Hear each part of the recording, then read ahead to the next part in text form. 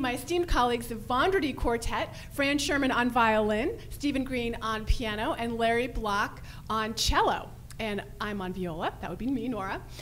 Find the first two movements of this fabulous work at artsentertainment.com/Nora Hour, where you can find all of our episodes. And I would like to hand the microphone over to Larry Block, who has a few words to say about this amazingly beautiful piece. Thank you, Nora. It is wonderful to be here in this beautiful studio overlooking Lake Michigan.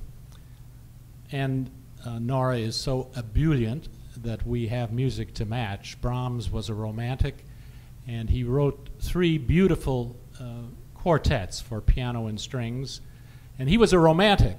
He wrote this piece while on holiday in Germany overlooking a lake, not as large as Michigan, but certainly beautiful.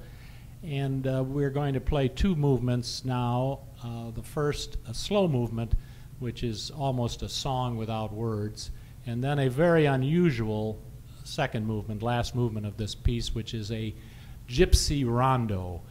Brahms was very fond of Hungarian and gypsy music, and this is one of the most exciting final movements in any of his works. Thank you very much for this opportunity, Nora. And without further ado,